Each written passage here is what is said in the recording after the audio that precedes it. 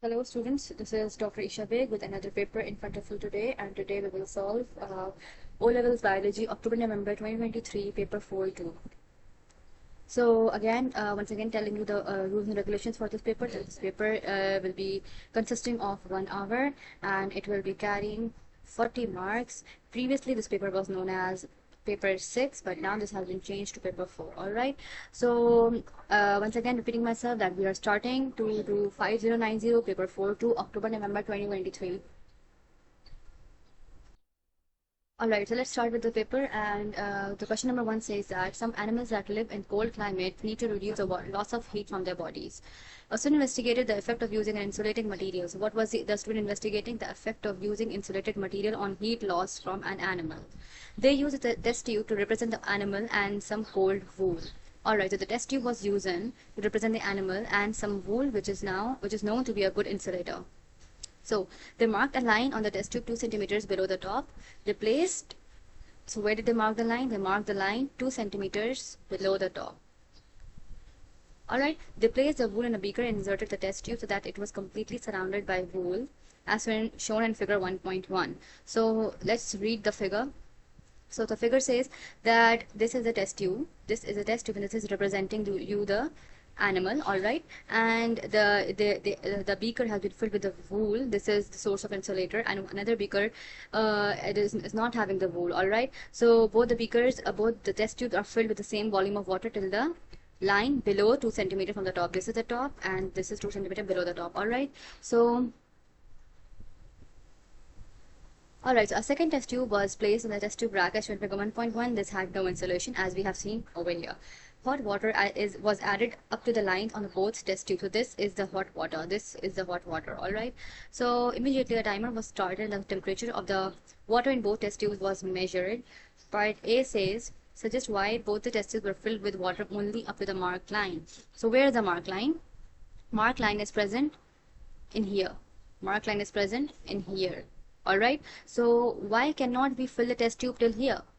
Why is that so? Obviously because this water is going to spill out. If we will put the water till the top, obviously we will be putting in the thermometer as well to note down the temperature. So when we will put the thermometer inside the test tube, some of the water will obviously go out of the test tube. So to prevent the water from splashing out, we have to make sure that the test tube is not filled up to the top. All right. So secondly, another reason for which we are adding the water to the mark line was to make sure that the water same level or same amount of water is added in the both test tube, because marking or graduating something, it gives us more precision to do stuff. All right, so you now don't know the concept, so to make sure, you have to make sure that you use the correct wordings or the correct English in the answer. So this is the answer to this question, that to prevent the water from overflowing when thermometer is added to note down the temperature, or to ensure that same volume is added in both the test tubes. So you could have written any one of these points because this question carries 1 mark. All right. So part B says that in a notebook, the student reported the temperature of the water in each test tube every minutes for 10 minutes as shown. So so this is the time. This is the time given. And this is the values with, these are the values with no insulation, and these are the values with insulation. So basically we have, for example, if it was a table, the table would have 3 columns: time with no insulation, and time with insulation. All right, so this entire thing was recorded for the total of 10 minutes with equal time intervals. The time was recorded in both the test tubes. All right, so figure 1.2 shows the thermometer readings at 12 minutes. So then with no insulation, this is till 46.5. all right, and with insulation this was till 59. all right, so the part 1 says that, and to enter all the data for the temperatures in table 1.1. so the temperatures are given over here. We just have to tabulate these results. all right, so all right, moreover, one thing I also wanted to remind you once again is that while working with the tables, always make sure, always look at the table that the values, so that the units for the values are written in the heading. See this, you are not supposed to write down the units and the rest of the subsequent values. All right, you are going to lose mark for that. You add the unit in the heading and you just follow it. downwards. All right, so let's start filling this table. That is, on 2 minutes with no insulation it was 66.5, and with insulation it was 73. And at 4 minutes it was 69.5 and 60.5. 60.5. Then at 6 minutes it was 66.0 and 55.5. At 8 minutes it was 63.0 and it was 52.0. 52.0. Then at 10 minutes it was 61, and with no insulation it was 49, and with 12 it was 59.0, and with no insulation it was 46.5. So the reason I was filling this in front of you was to make sure that you guys see how am I filling the table. What did I do? I made sure that I used the same amount of significant figures as were used in the question. Alright, so the questions had 3 significant figures, right? So I made sure that I write all of my values in the 3 significant figures.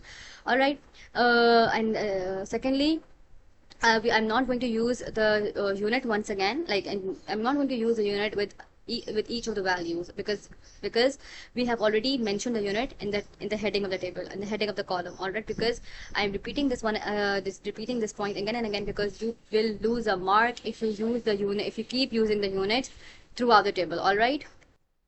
So now part 2 says use the results in the table 1.1 to describe the loss of heat from the test tubes and the effect for the insulation.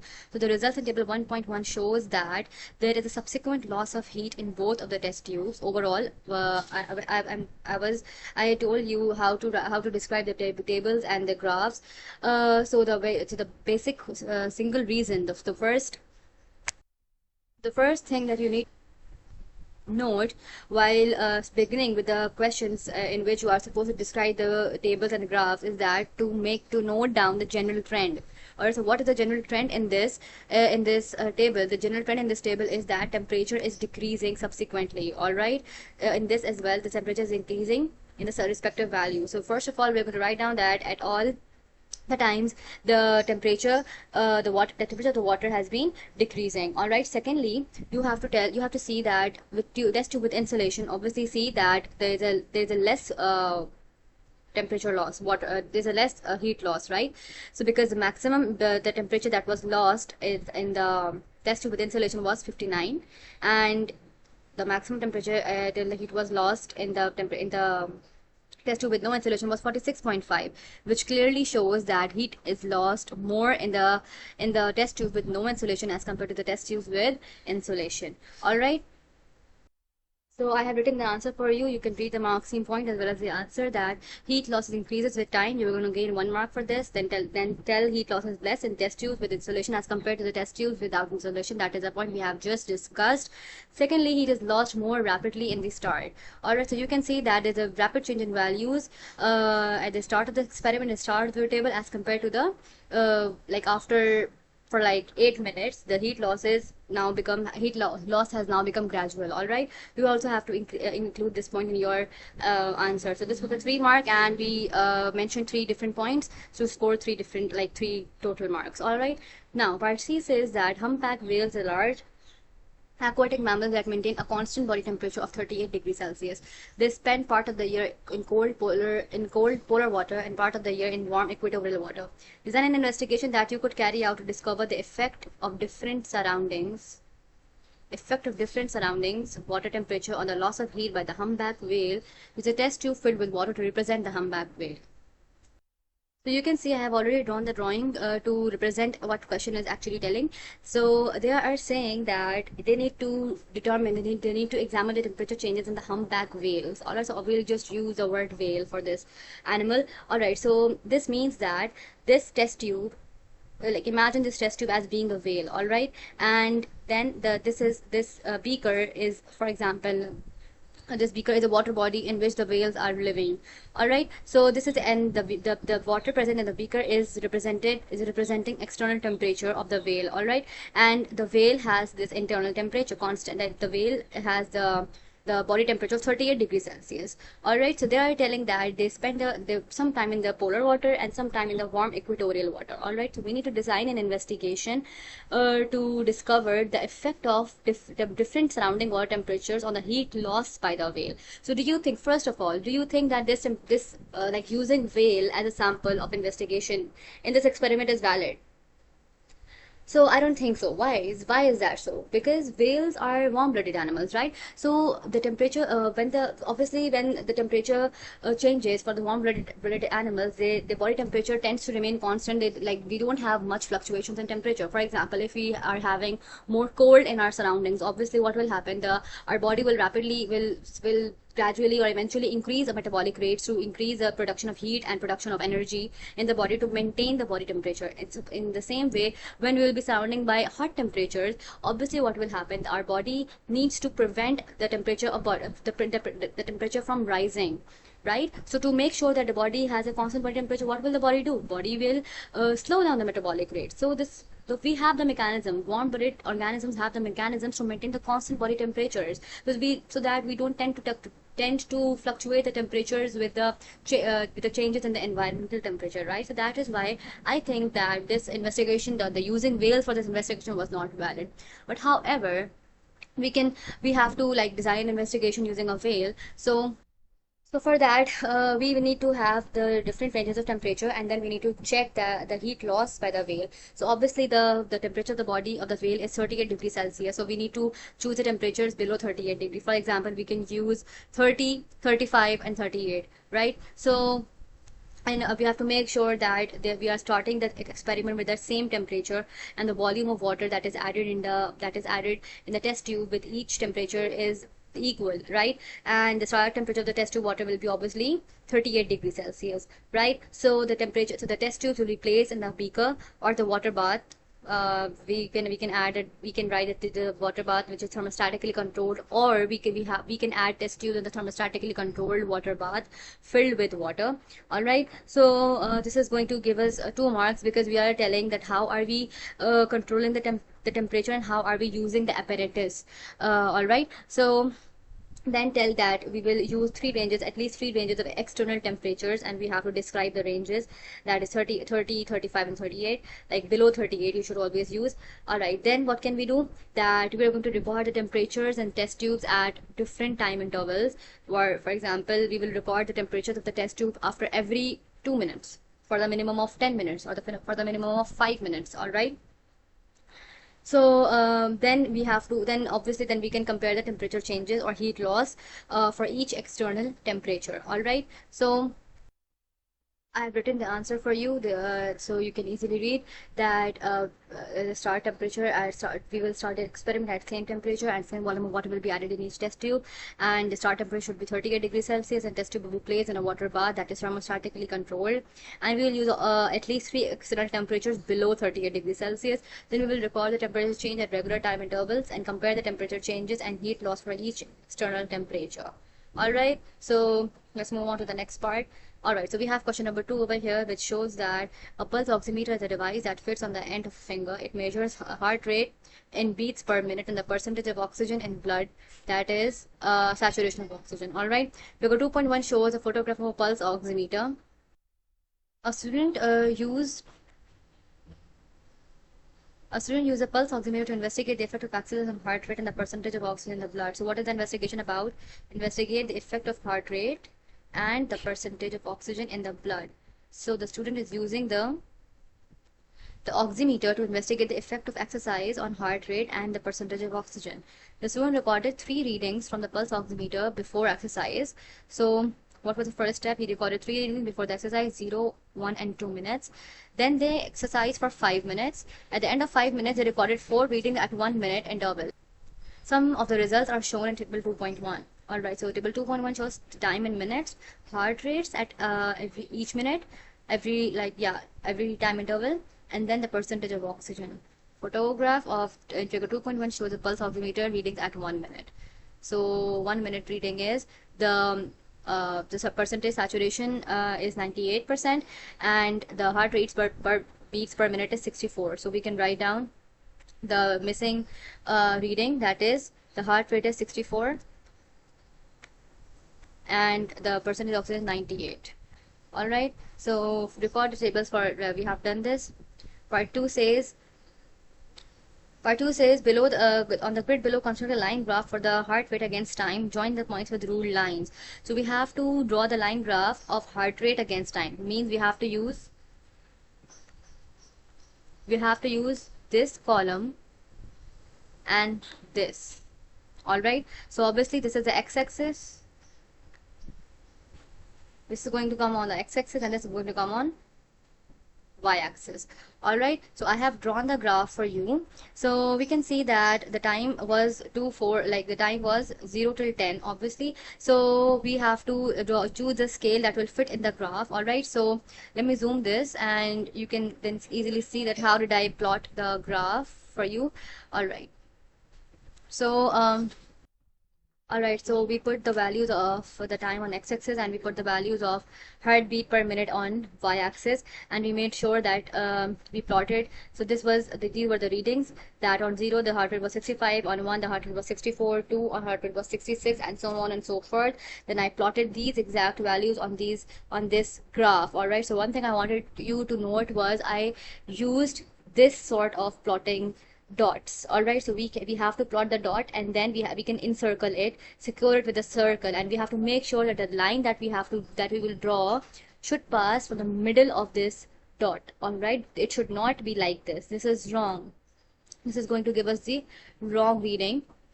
I'm talking about this. This is the wrong way, because line is not crossing from the middle, and like this line, which line is crossing from the middle of the dot. All right, so we have to make sure that we are using a sharp pointed pencil to plot the graph, so that we can extract out accurate values from the graph. So part 3 says draw one beginning point at which this exercise started, and finishing at the axis, label this line X. So we all know that the exercise started at 2 minutes. All right, so because heart rate started to increase after 2 minutes, this means that exercise has been started after 2 minutes. So we drew the line and we labeled this as S. Now to draw one beginning from the point at which exercise ended and finishing at the axis, label this line E. So we have to now draw the line and which shows that which was the point at where exercise was ended. All right, so the heart rate started to fall after 7 minutes. So this means that obviously the exercise would have stopped over here, would have ended over here. So at 7 minutes, yes. At 7 minutes, the exercise got stopped. So this was the time was noted in minutes, so I corrected my unit from seconds to minutes over here.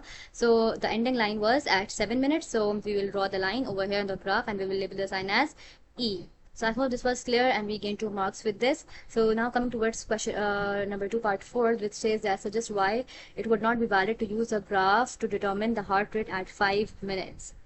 So basically what the problem is over here, that between 2 to 7 minutes we have no readings. You can see that between 2 to 7 minutes we have no readings. The question is asking us that why it is not valid to use the graph to determine the heart rate at 5 minutes, because why we cannot use this graph to determine the heart rate at 5 minutes. Why is that so? Because we don't have any reading or any plotting point. All right, so we can write that there's no data between 2 to 7 minutes during exercise. So that's like the line, obviously when there's gonna be there would be the heart rate at 5 minutes, the line would not have been the straight. It could either be at over here or either be at over here. It could either be at over here, the reading at 5 minutes. So we cannot really say because we don't have any values. All right, so we have to write over here that we have no data between 2 and 7 minutes, and straight line, like the reading at 5 minutes,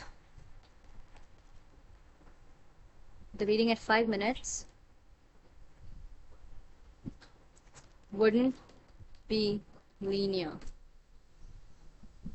or like is not likely to be linear.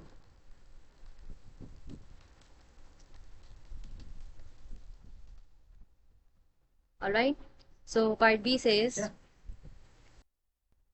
part B1 says, describe any changes in heart rate and the percentage of oxygen in the blood during the investigation using data in your graph. So we have to use the data and the table to tell any changes in heart rate and the percentage of oxygen. So we can say that heart rate was constant from 0 to 2 minutes. All right. It doesn't change much before the exercise, all right, because it was constant from 0 to 2 minutes, and then it increased from 2 to 7 minutes, after which it fell down and came back to the normal. All right, so we can write it that heart rate doesn't change before 2 minutes, then increased till 7 minutes, after which it fell down and came back to the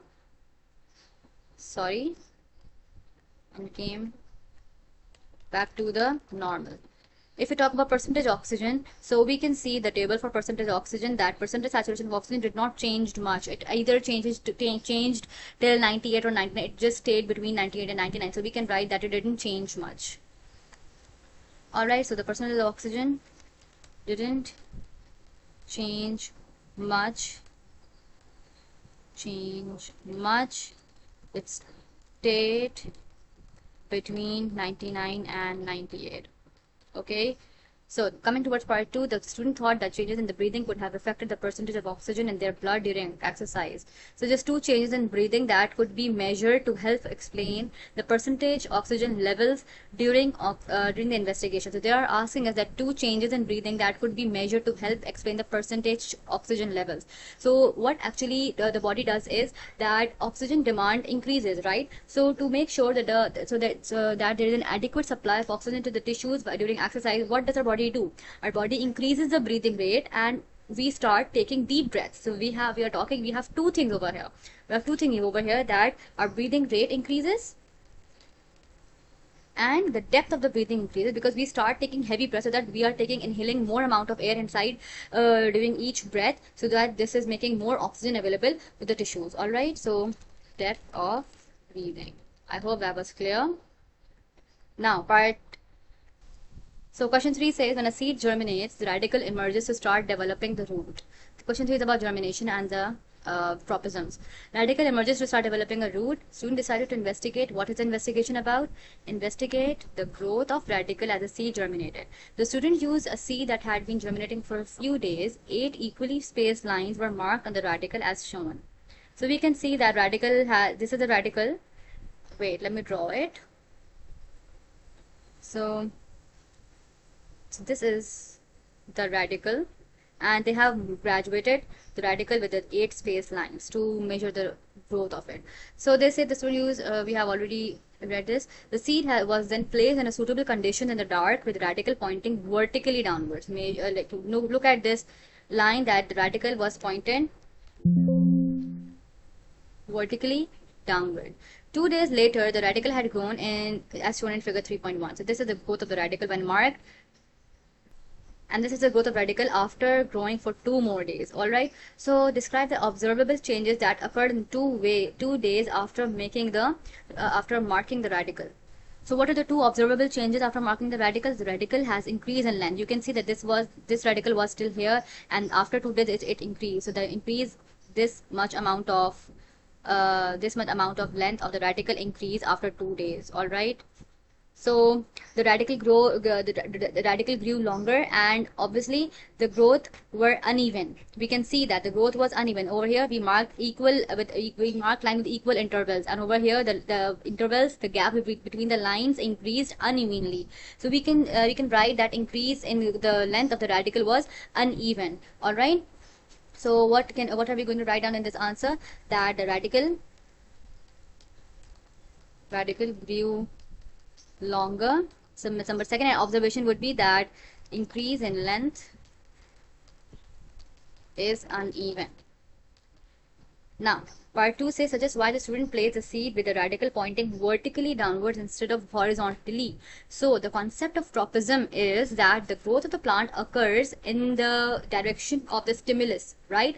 Be it of light or be it of gravity. when we talk about light, so we say call it phototropism. When we talk about gravity, we call it gravitropism. So to make sure that the root, so the radical is going vertically downwards, we had to make sure that the seed has been placed, the radical has been placed in vertical direction. If we had placed the radical in the horizontal direction, obviously the root, the radical would have been grown in, not in this direction, but in this direction. All right, it would have been grown in a horizontal manner, not in a vertical manner. All right, I hope this was clear, that basically they're testing you on the concept of like tropisms, whether you know what are the growth in the direction of the stimulus or not. All right, so to make sure that the radical is growing vertically and not bent horizontally.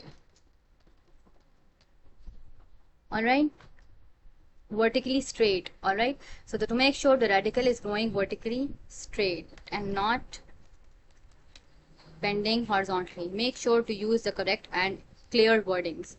So part 3 says state 2 environmental conditions other than light that student could control to ensure the maximum growth of the radical. So there's a simple rule that you should remember, that is TWO, which means temperature, water and oxygen. These are the 3 factors or the environmental conditions required for the germination of seed. So we can write any two from among these 3, that temperature,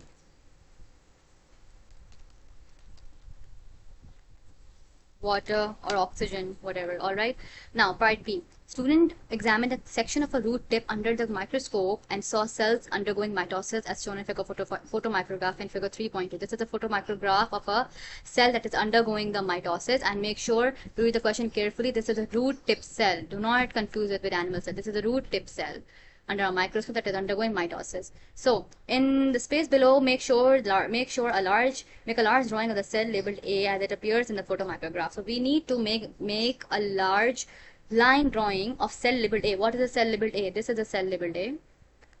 This is the cell labeled A. This. All right, so we have to draw this entire cell in a bigger magnified drawing. So this, from red, I have written some rules for drawing the lines, for drawing the line drawings on the paper. You have to make sure that you are occupying 2/3 of the given space. If I have been given this entire area, I have to make sure that I am occupying 2/3 of the given space by drawing my figure. And we have to never ever shade. We don't have to use broken lines. We don't have to use shades. All right. So I do this cell. I use a double line because I had to show the plant file that has cell wall. So I use double line. All right, and moreover, the mark scheme says that 4 distinguishable chromosome pairs are drawn. So these are the 4 distinguishable chromosome pair, like this, this, and this, and this. So I drew it like in the same manner by using my sharp pointed pen or pencil, and make sure to avoid any broken lines.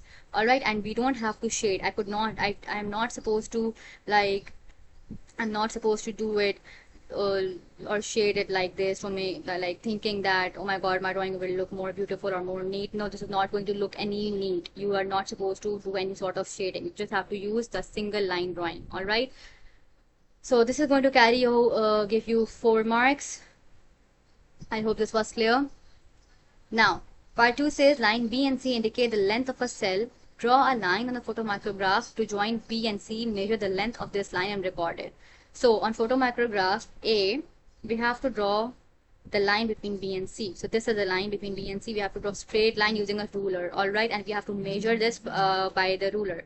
So when I measured it by the ruler, I got 25 millimeters. We have to make sure that we are using the unit of millimeters while working with the line drawings and while working with the figures like this. So this is 25 millimeters. Calculate the actual length of the cell and record it to the nearest 2 decimal places. Space for working has been given. So the magnification is given in the question, that is 600. Over here the magnification is given as 600, and we have measured the image length. All right. Now we all know that the formula for measuring out the magnification was image length divided by actual length.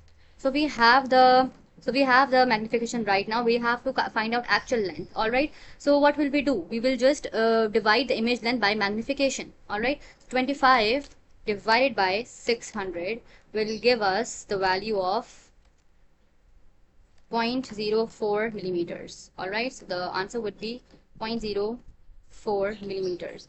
All right, so I'm repeating myself again for this question that we were given the image length. We found out the image length by using a ruler, and we were given the magnification over here. Let me highlight this magnification thing for you. We were given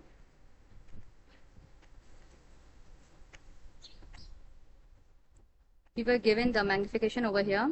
That was 600. So the formula for magnification is image length over actual length. So we just found the unknown value, that was actual length. All right, so we just did a simple math and we came up with the answer of 104. So this was the ending of the paper.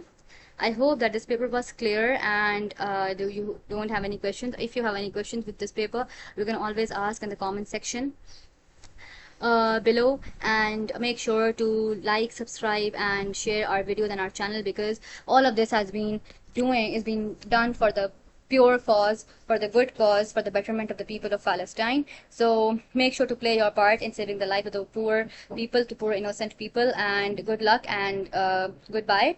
As for now, and for the next video, we'll come up with a new paper and we'll come up with new concepts. So goodbye.